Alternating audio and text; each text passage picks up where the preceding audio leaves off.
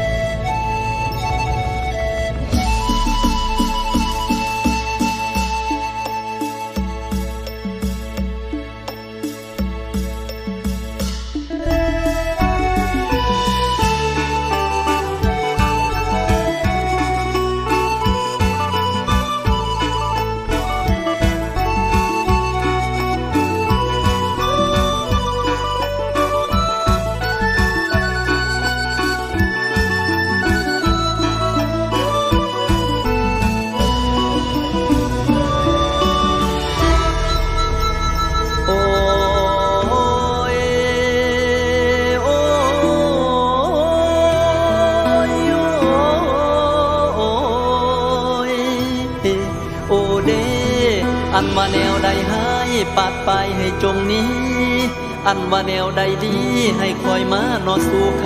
ำควันเอ้ยอย่าสู้ไปเนาทำลำเนานอกเข้าป่า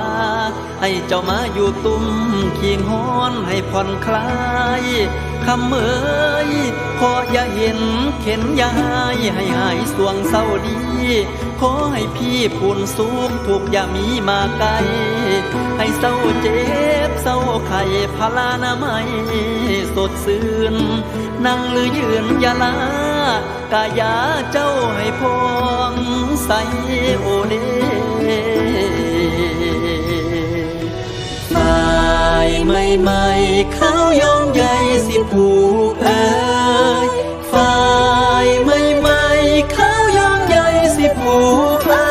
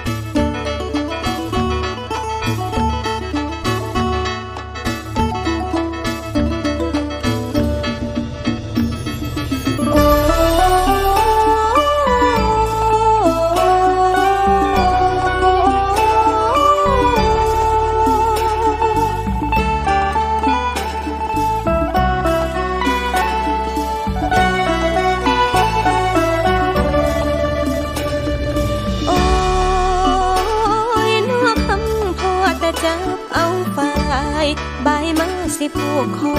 ขอมาโนมาดแมงใส่แจ้งว่าดังใจแท้เลยอันว่าฝ่ายเส้นนี้คือฝ่ายเมียงมงคลอันว่าแทนเมืองบนเพิ่นแต่งพรมาแล้วคำเอ้ยขออย่า ากลายให้เจ้าคุณพระไตรมิ่งแก้วมากนังก็มองควันทำไมผู้แขนขวาให้ยืนมันจะเริญงามทุกกำฝ่ายยามเมื่อผู้แขนซ้ายแนวใดหายให้ด้วนนี้สีมงคล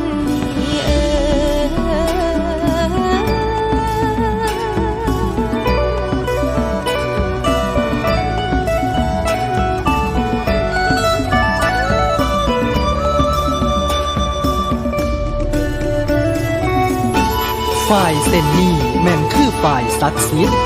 ขอผูกเอาชีวิตให้อยู่ยืนแข็งกา